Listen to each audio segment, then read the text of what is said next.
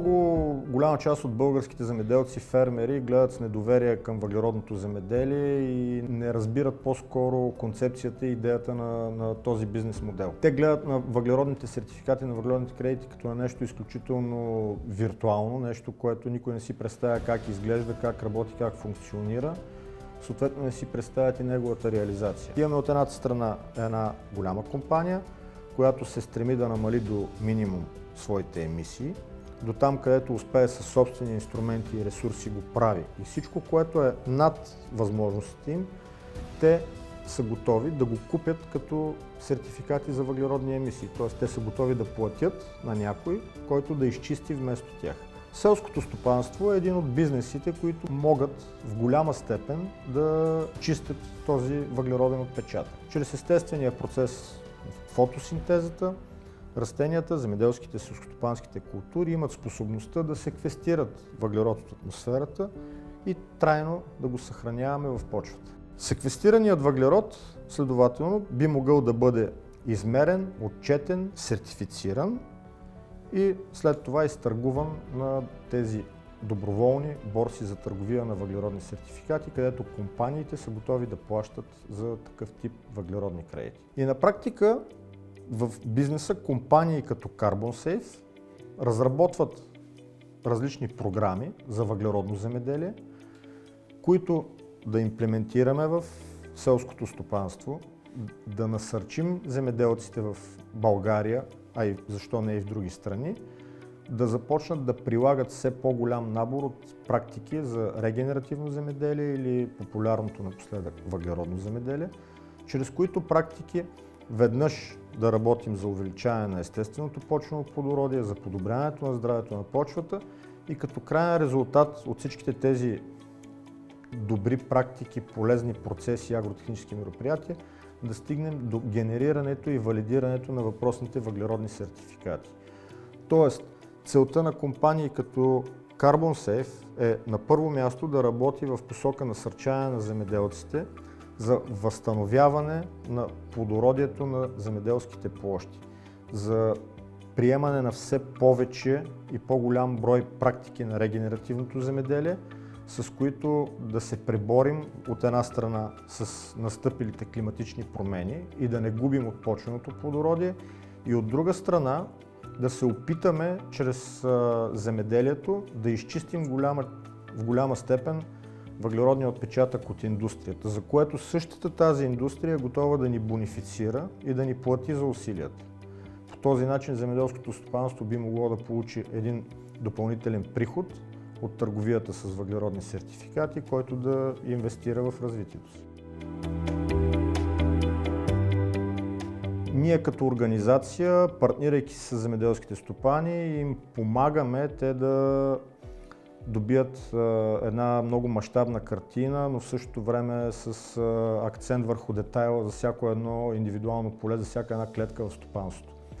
Опознавайки на първо място почвите и условията за развитие на земеделските култури в едно стопанство, на тази база ние съвместно с фермерите разработваме индивидуална стратегия за управление на това стопанство, в която разглеждаме и се стремим да внедрим възможно най-голям набор от добри земеделски практики. Като започнем от типа механизация, която ще се използва, и механизираните обработки, с които да се извеждат агротехническите мероприятия на полето, минем през земеделските култури, селскостопанските култури, които ще бъдат сяти на това поле, т.е. така наречения сеидбо оборот. Стигнем до етапа с правилното оптимално хранене на тези култури, извеждане на временната и правилна растителна защита. Всичко това с цел оптимизиране на производствените разходи на стопанството от една страна и от друга страна оптималното използване на естествените почвени ресурси и работа в посока подобряване на състоянието на земеделските земи. Това дългосрочно би се отразило много добре на естественото почвено плодородие, на здравето на почвата и създаването на оптимална среда за развитие на селскостопанските култури. А въглеродните сертификати, които вследствие на всички тези дейности ние ще отчетем, валидираме и изтъргуваме на борсите, те са просто един бонус, една заслужена отплата на фермера за всичките усилия, които той полага в посока опазване на климата, опазване на околната среда, подобряване състоянието на земеделските площи.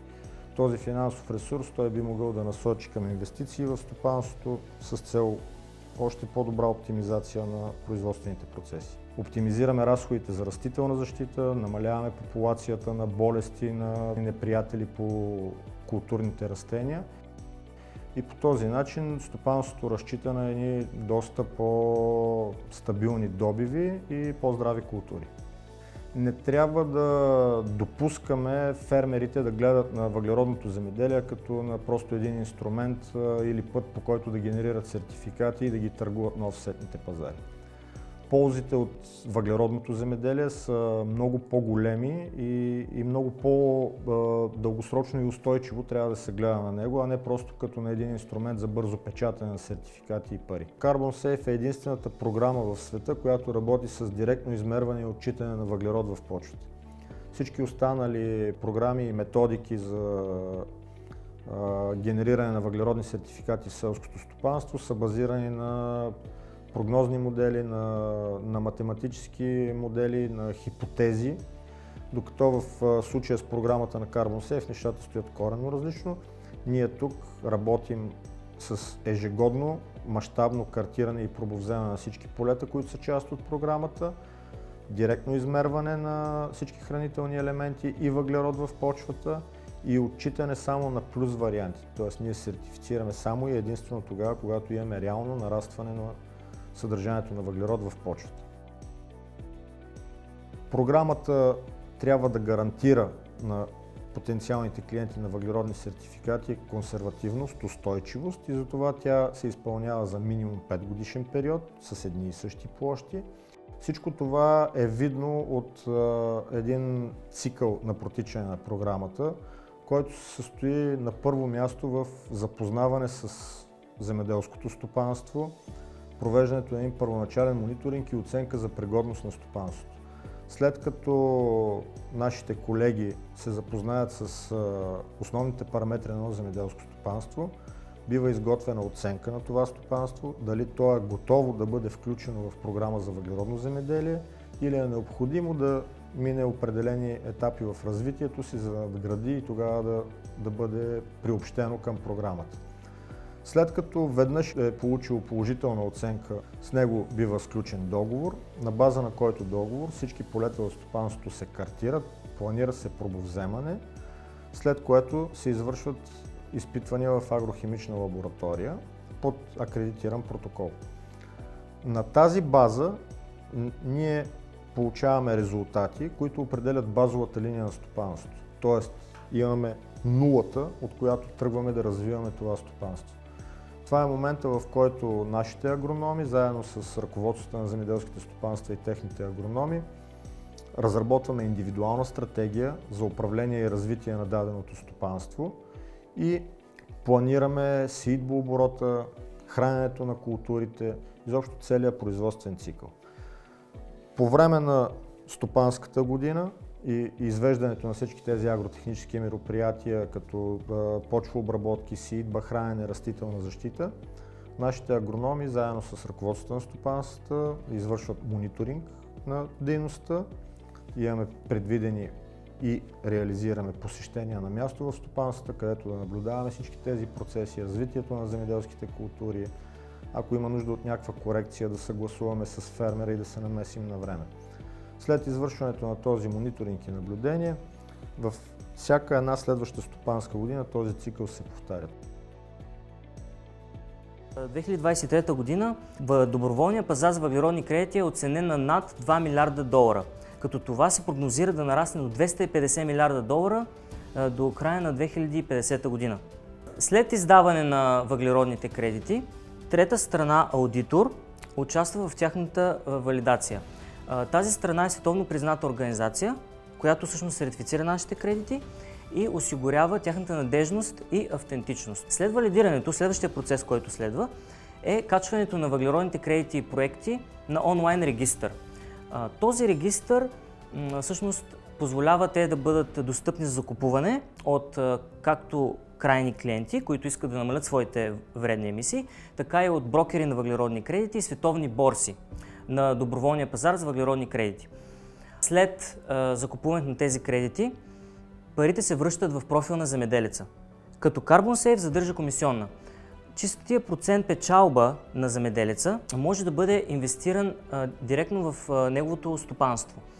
Той може да увеличи своята продукция, така се подобрява и плодородието на почвата. Това допринася за ефективното усвояване на въглероден диоксид от атмосферата обратно в почвата. И ние силно вярваме и сме сигурни, че заедно можем да постигнем едно по-устойчиво и зелено бъдеще.